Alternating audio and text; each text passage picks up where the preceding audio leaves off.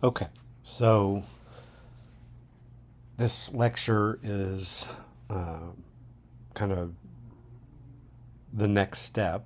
By this point, we've already had our lecture on Vanitas, and we've done our sketch notes, our research, and now we're getting ready to start the actual assignment.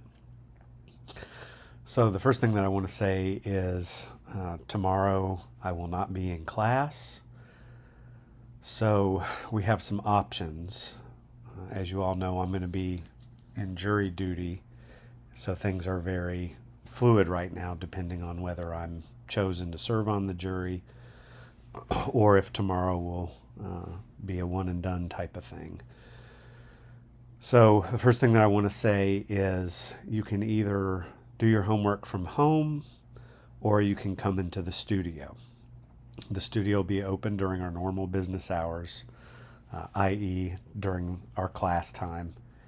I've spoken with Professor McIntosh, and she will give you access to the storage closet and all the still life material. I have set up my own still life in the room. When you see the photographs in this lecture, if you do come to the classroom, you'll note that my still life is still set up. Underneath the table is two boxes. One has some natural materials like pumpkins, pine cones, sticks, things like that. And then another box has lots of shells and skulls. Uh, the one that has the shells and the skulls in it is full of paper to kind of keep those objects safe. If you go rifling around in there, and I don't mind if you do, I really don't, but just note that you can't just pick up stuff willy-nilly. Take the objects out, set them on the table next to my still life if you need to. You can disturb my still life, it doesn't really matter. Well, actually, just leave it the way that it is, but you can use the table or the floor to kind of unload things one at a time. But just know that if you just pick up a piece of paper, it might have an object in it. So be very careful. But there's lots of good stuff in there. You could also talk to Dia Webb. She has the key to those black cases that are in our classroom where there's more skulls, human skulls, other kinds of animal skulls. If Professor Weiler's in his classroom, he can give you access to that.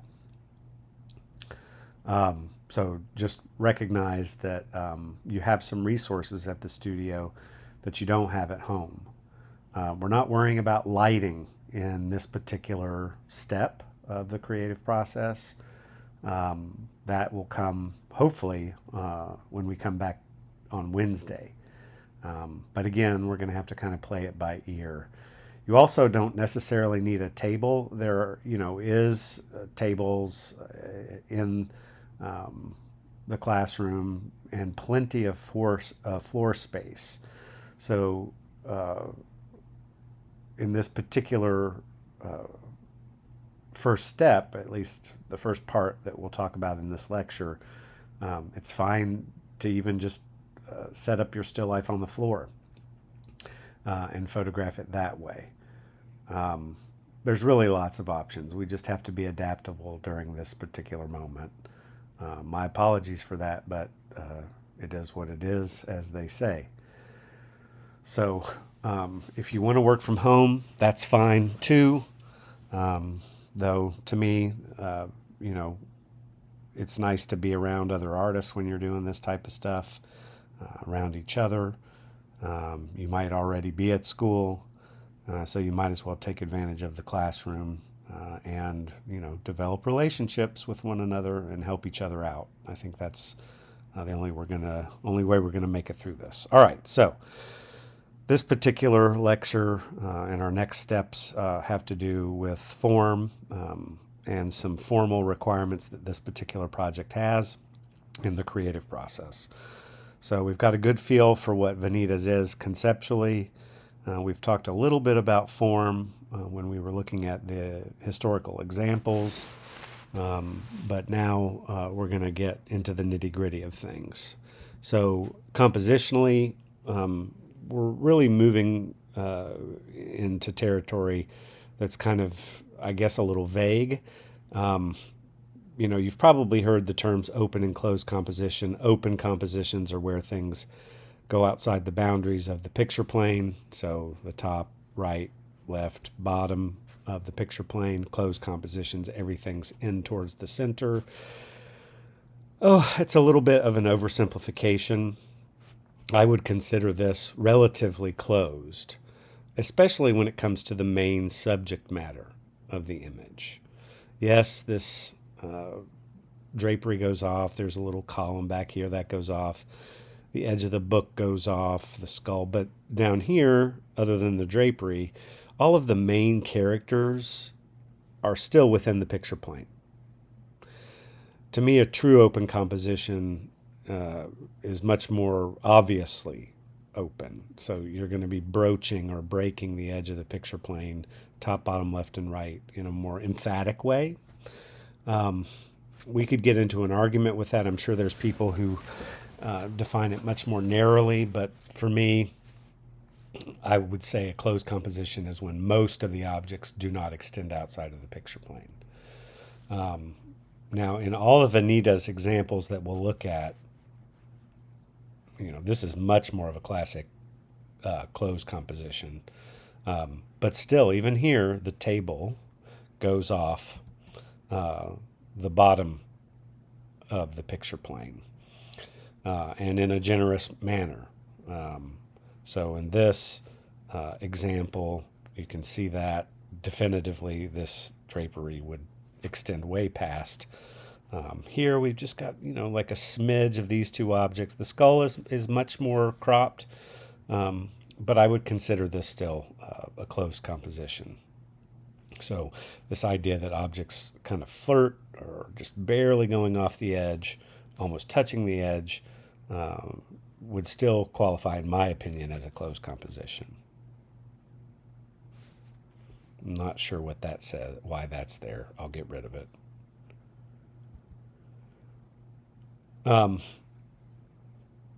Now, another kind of design or formal requirement of this is exploring the idea of balance.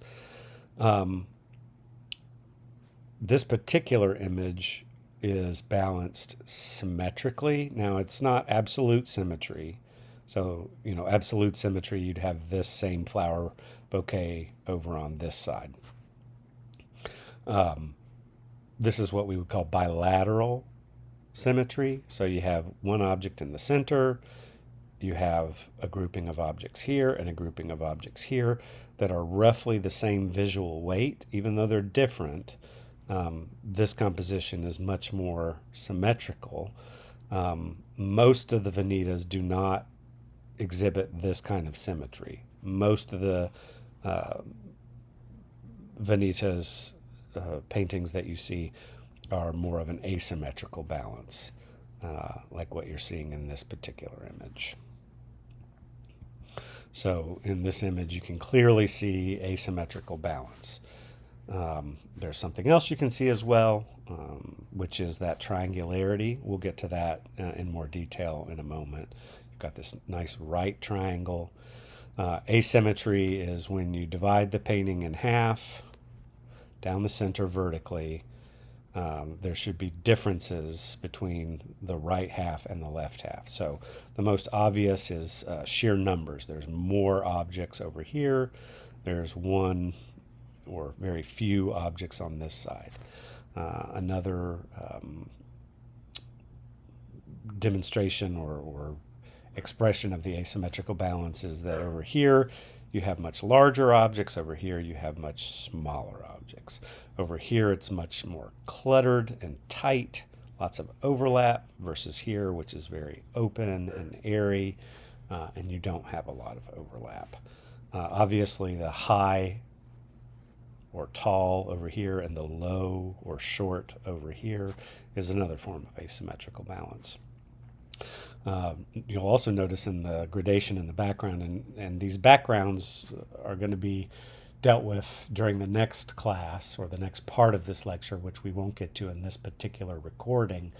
But if you notice the background, and that's because we're not dealing with lighting in the shape studies or the thumbnails that we'll be doing between now and the next class. But you'll notice that it's a darker side on the right side and a lighter side on the left side. One other thing that I wanted to mention with the background, and again, this is not a consideration for us now, but you can be thinking about it, and that is this modulation. So you have this dark to light to middle tone in the background, but all predominantly dark. If you squint, you can see that it's all much darker than the predominance of light that you have in the objects. But also notice this shaft of light. Again, very theatrical, like a spotlight. And you'll notice that in addition to this triangularity, you also have an X. So there's this diagonal movement from top left to bottom right, and then this diagonal from top right to bottom left. Again, triangularity is important in the way that we're structuring. And, anytime you're dealing with a triangle, especially a right triangle like we're seeing in this last image, you're going to simultaneously be achieving an asymmetrical balance. Now, my question, if you were here, would be, is this symmetrical or asymmetrical? To me, it's relatively symmetrical. You have a strong center, and then you have kind of a pyramidal type of triangle, which we would call an equilateral triangle. So this distance, and this distance are roughly the same, quite a little bit wider at the base. But again, you've got these equal visual weights, so it's not as clearly asymmetrical. If we were classifying things on a scale, it would be more symmetrical than asymmetrical. This is more clearly asymmetrical. So again, you can see that right triangle from top left to bottom right.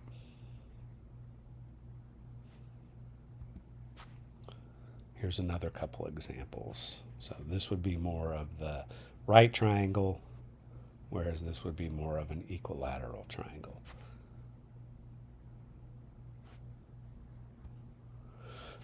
Another, I think, interesting part of this that can really bring a lot to the structure of the image. And, anytime we're talking about structure, we're talking about kind of the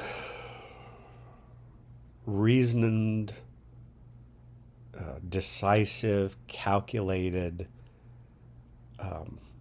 almost grid-like grouping of the various parts of the subject matter within your composition. So it's not just random placement. So the triangular structure is very much a conscious thing when you're setting up your still life.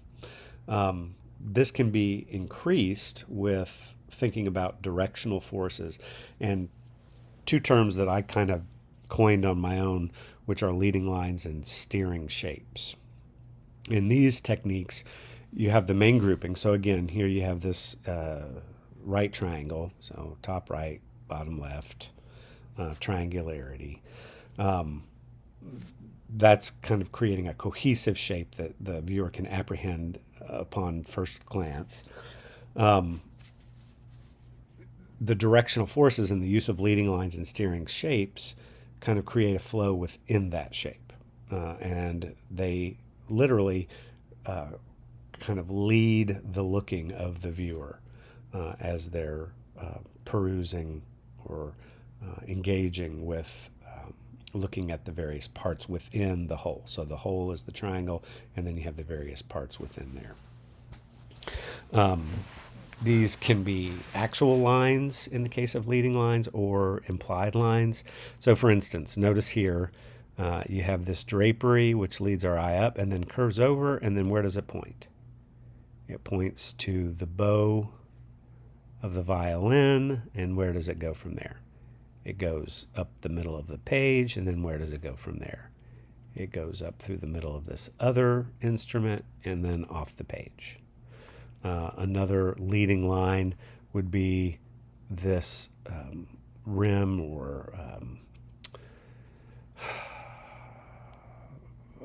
I guess, structure that's holding the globe in place vertically. So you'll notice that this line leads us down, and then our eye kind of continues down into this drapery, and then that moves up and off the page. Another one would be these two pull cords here leading us down and then into the metal, ribbon of the metal, and then down into this drapery. Another one would be, let's see,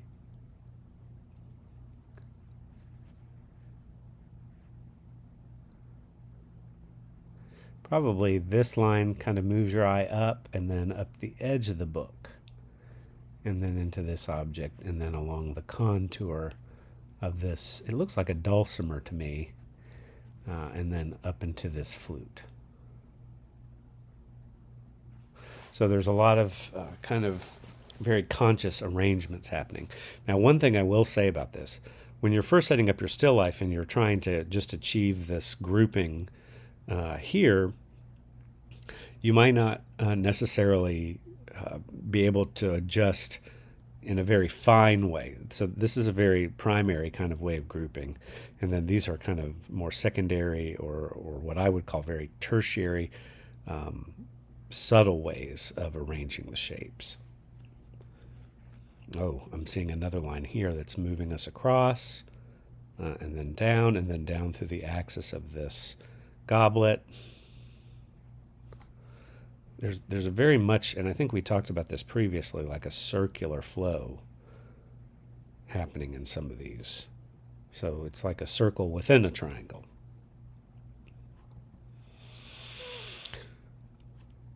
Other elements like shapes, values, or colors, and this might be a little more conscious, can be used to kind of steer the eye as well. So, for instance, in this particular image, there's lots of circular forms. So there's the bubbles, which are circles. There's the flowers, which are circles. There's the oculus, which are circles.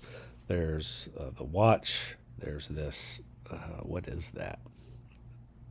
I'm not sure what it is. It looks like a lollipop. That's a very modern reading. Notice that these are circles seen from a frontal point of view versus these, which are circles seen from an elliptical point of view. This is a circular form. This is a circular form. This is a circular form. This is a circular form. This ribbon is a circular form. It's just these circles that are kind of leading you around the composition. If you squint, you'll also notice that there's lights that are kind of leading you around the composition as well. Again, notice these leading lines. This leads you down. I want to know what this is.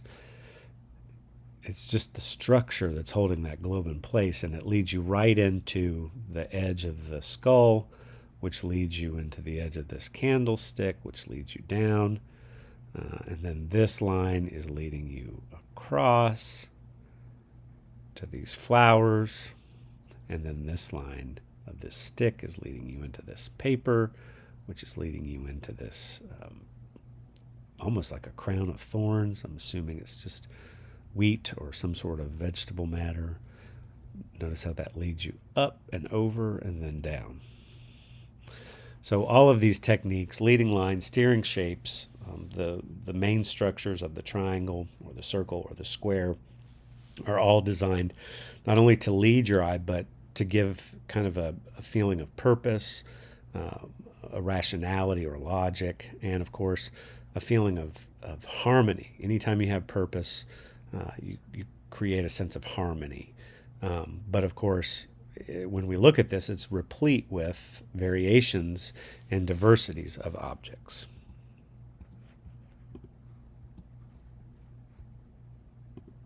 Okay. Looking at one more. So here we have a triangle. Notice that it's not in the center. It's to the right of center. We have this use of red and circular kinds of forms leading us through. And then we wind up at this clove of garlic here. We also have these sprigs, which are kind of radiating out from this mini, M-I-N-I, still life in the middle of the image. And of course, this line leads to this line, and this line leads to this line, and this line leads into this line, which leads us over. And then, of course, the line of the table leads us across. There's an axis in the grapes here that runs through the center. That's an implied line that leads us here into here. So here's another axis that leads us into here. Notice how everything is just foiling, leading the eye towards that particular area of the subject matter, which would be the main focal point. And then you have these tangential focal points, which serve a purpose symbolically, but for sure visually. And I may not have made this point clear enough earlier. A lot of this stuff, like I'm not sure that the guy who painted this, arranged these things so that they created a line all the way across the image, meaning the actual still life. So once we've set up the major forms and we start to get into these lines that lead across the image or point us into certain areas of the image or create correspondences between one side and the other, those can happen as you're doing your drawings, your preparatory drawings, your thumbnails. Eventually, during the next class, we'll do a value study. But even when you're creating the image itself, you can shift stuff around. You wouldn't move this up here necessarily, but you can make small movements or slight shifts so that things have more of a conscious arrangement to them. So it's not just drawing from what you see. There's a conscious design element in the way that you're calculating these things as you move towards the final image. All right. So the first step tomorrow is to get your objects. Here's all the objects that I'm using, just laid out randomly on the table. You'll see them if you go into the classroom. So I'm going to show you some variations on how I've arranged these. I've done at least 3, and I think photographing each of the 3 contrasting arrangements is a good idea. And you'll be able to use those photographs to do your thumbnails. Again, we're not worried about lighting. We're going to deal with that during another class. So remember, we don't want an open composition. This is an open composition. Far too many things are breaking the 4 sides of the picture plane. So this would be a better example. We're pulling out, the flowers aren't going off the page. We're pulling out, there's more space between these objects that are close to the edge. So we've zoomed out a little bit, and that's helping us to kind of frame it in a more traditional sense. I'm not going to really talk about symbolism now, although, well, I guess briefly, you have objects that symbolize life, you have objects that symbolize death, you have rocks that are man-made, and wood that's man-made. You have rocks that are natural. You have a vessel that is whole and a vessel that is broken. You have this kind of treasure chest in the middle, and this candle, which symbolizes life, and this book, which symbolizes knowledge. This is a dog skull, which is a predator animal. This is a bird skull, which is a prey animal, or at least this particular species is. And then, you've got these kind of circular forms that are leading your eye around the composition. Asymmetrical balance. So here's another iteration of some of the same objects. So notice that The treasure chest is up now. The candle's on the book. I like the idea of the candle and the idea of light being knowledge, being on the book. I've got pretty good overlapping happening here, but there's probably some shifts that I would make as I started to do the thumbnails. I also turned this cinder block on its side, so there's this nice ledge so that I could maybe put things into that ledge. I integrated a turtle shell, which for me is like home. I'm not crazy about the way the bird is being overlapped here. Still have, and I think in both examples, more of an equilateral triangle, although this is off center. I would consider that an axis of symmetry there. This is much farther off of center. So we've got much more of a right triangle in this particular case. So I think it's more asymmetrical in this case than it was in the previous case. One other thing, not concerned about the background either. So lighting, background doesn't matter. We'll invent the background. So all of this stuff you're seeing back here is kind of irrelevant to what will eventually happen in our value study and then the final image. This is just a close-up of the same image. All right, here's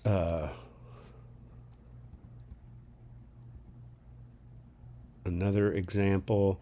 Here I'm shifting either farther to even farther to the right, so I have a much more right triangle. I did push towards the edges, so here much more of a closed composition. Here I'm opening it up a little bit by going off the edge here. Another thing that I don't think I've mentioned is the table edge. Notice here you can't see the table edge. Something I decided I wanted to see was more of a drop over the edge of the table. You can even see this book is kind of hanging over the edge of the table. Took the vase out, put the flowers so that they're kind of going underneath the ledge, the tortoise shell. This is a very frontal angle. This is more from above. So when you're like if you're working on the floor, some of your photographs might be from a slightly higher angle. You would be sitting on the floor probably if you were setting up on the floor. This, I kind of put my camera almost so that it was, on the same plane as this, so that I'm not looking at it from above, but from a purely frontal point of view, which you can experiment with. And I encourage you to experiment with.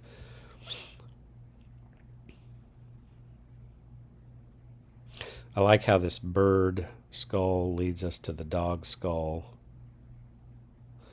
I distributed the little chips of the broken glass around so that it kind of led our eye around. I also didn't really like how this nice satin cloth was kind of getting lost. So I pulled it over the edge so that we could have more symmetry there. Or I'm sorry, more of the satiny quality of the image there. Here's a close-up of the same image. I really like these shadows that are being created by this overhang.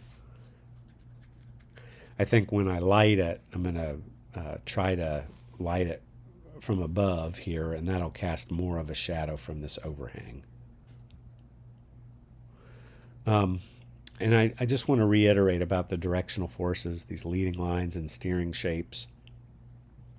A lot of this stuff, like for instance, I feel like this is blocking my tortoiseshell a little bit too much. I could pull this down in a thumbnail or in a value study. I think this is one last iteration. Yeah, I've moved some stuff around again. Notice I've got even more now of the front edge of the table. You can even see a little bit of it here. So you've got this plane coming towards us and then this plane moving down vertically.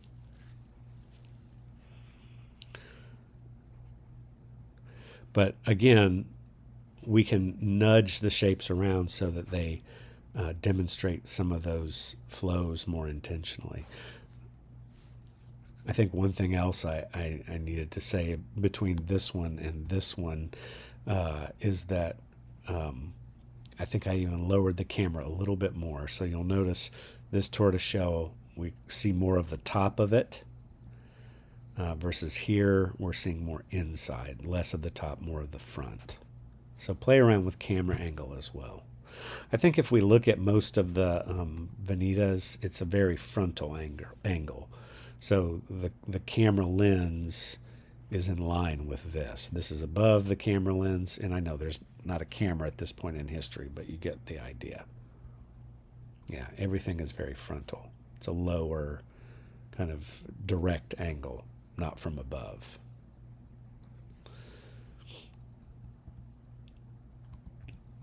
Like this, which would be very much from above. Don't want to do that. That's more Audrey Flack, less Vanitas. Okay. Zooming through this. So once we've got these photographs taken, then we move on to step 2, and that's the shape studies, compositional thumbnails, and then next class, not tomorrow, but on Wednesday, we'll get into the value study and the mapping of value. So I'm going to show you some examples. First, Edward Hopper, shape studies.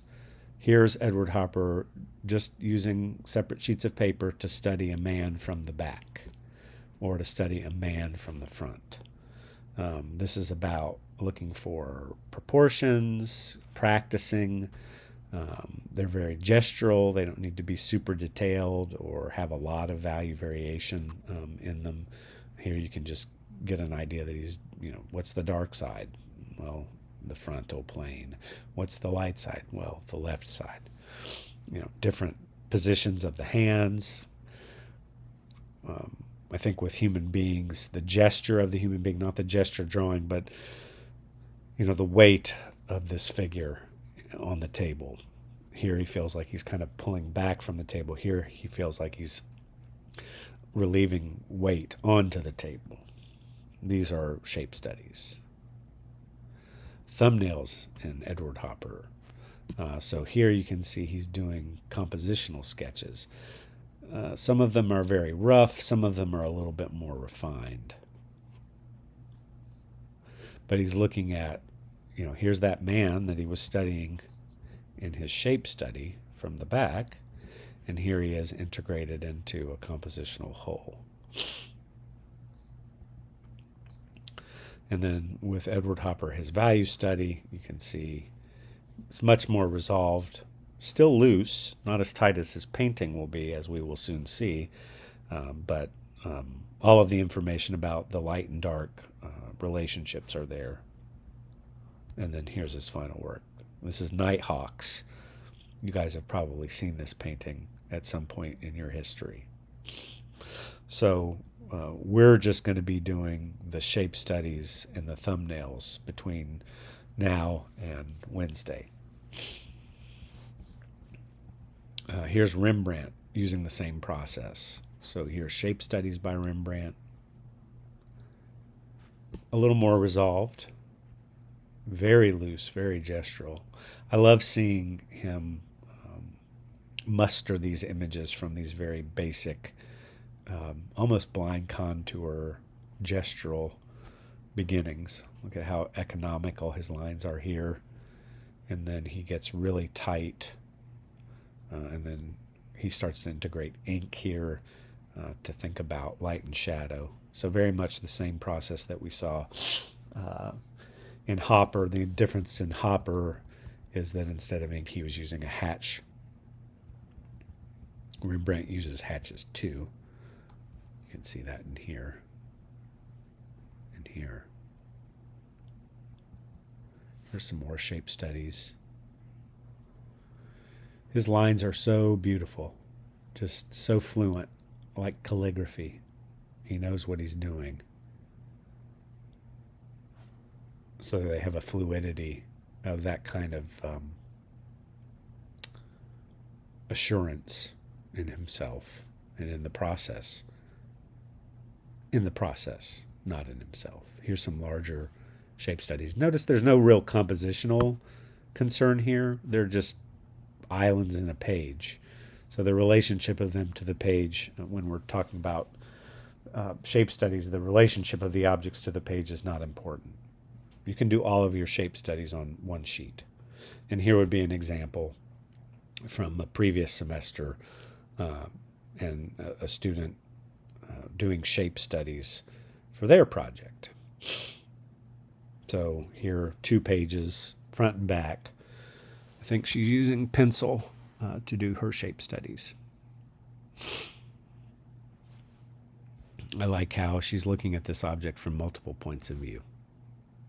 Even if she doesn't wind up drawing them from multiple points of view, she's getting to know that object.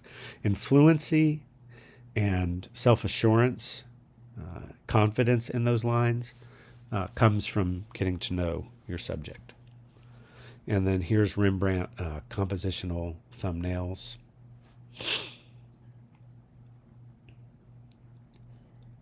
Very loose. A grouping of people, and they have a relationship to the page. Notice how he's created this circular form, and then all those objects are fitting within that structure. Here's another compositional thumbnail. I believe this is Christ walking on the water, Peter slipping into the sea because he loses faith. But thinking about the positive and negative shape relationship, thinking about how objects are interacting with the edge of the page. Here he's right up against that edge. If you squint, you'll notice that the page divides about here. Peter's kind of the axis of division, and then you have this very open space with Christ on the left, very vertical shape, and then you have this strong diagonal here on the right and a much more cluttered mass of shapes. So nice asymmetrical exploration. Here's another triangular composition. So a man warming himself by the fire. So thumbnails are about taking your shapes, and your thumbnails are going to be based mostly on your photographs. And remember, as you're working on those thumbnails, you can make slight alterations to encourage that triangular structure or to make it more explicit. You can use your thumbnails to integrate more of those leading lines and steering shapes. One thing I think I neglected to mention is that obviously if you have lizards or butterflies or things like that, you're not going to be able to set those up in the still life. I think I'll mention something in the running calendar about that. So now's the time to start integrating those things into your composition. Probably not explicitly, but if I wanted to have a lizard somewhere, and this was my thumbnail, I could integrate him in over here.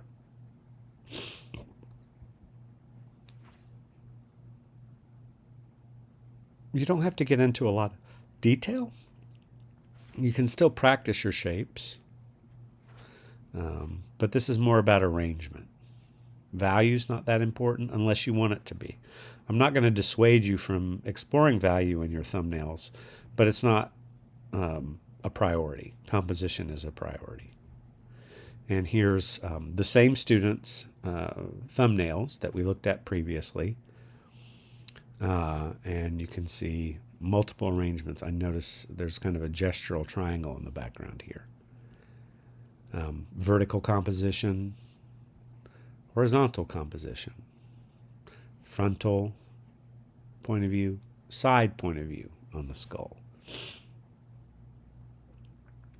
You don't want each one of these to just be simple repetitions of one another. You want each one to be very different from the last. They're going to look similar because they have the same subject matter, but the compositions need to be different. These should be at minimum 4 by 6 inches in size. So you might be able to do 2 per page or a front and back. of one page. Now, when we come back, we'll do value study, but here's where I'll end this particular slide lecture. And then I'm going to pull up the running calendar. So here's tomorrow, or if you're watching this on Monday, it's today. So we just discussed the creative process. You're to work on this part 1 of the creative process. Set up your still life, create at least 3 variations, moving the objects around to fulfill the various formal compositional requirements discussed in the lecture. Photograph the 3 variations. Next, observe your still life materials and draw a shape study of each object. This should produce about 5 to 10 small sketches on one sheet of your sketchbook. Again, if you're using any additional photographic references like bugs, lizards, etc., please be sure to do shape studies for those as well. And you can use any medium you prefer. Last, you'll draw at least 3 thumbnails, 1 for each still life arrangement you are considering for your final image. These should be at minimum 4 by 6 in size, and they can be on 1 or 2 pages in your sketchbook. As in the shape studies, if you are using photographic references, bugs, lizards, etc., be sure to integrate those into your thumbnail. Your homework between Monday and Wednesday is to finish your shape studies and thumbnails, and then you're going to turn them in under creative process. So we'll navigate to discussions.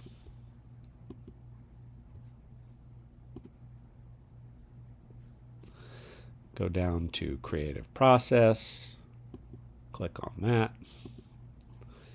and then click start a new thread. Title your thread with your first and last names. Ensure that each image file is titled in the following format.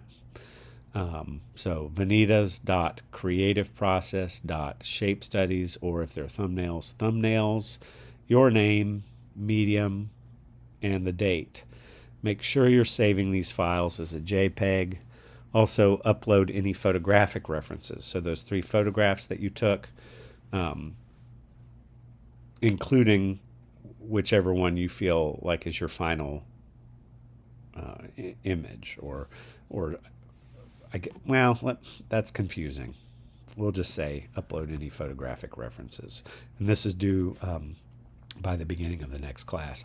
When we return, we'll set up our still lives and then light them and photograph them. Please make sure that you bring all of your objects to the next class. This is, of course, barring whether or not I'm serving on jury duty or not, which can change everything. Also, bring your white chalk, black charcoal, a pink pearl eraser, or some sort of plastic or gum eraser, not the kneaded eraser, regular pencils, and your sketchbook. All right, so I'll send this through email as well, and in that email will be a link to this video and maybe some other instructions. But in the meantime, please reach out if you have any questions, and we will see you sooner rather than later, hopefully.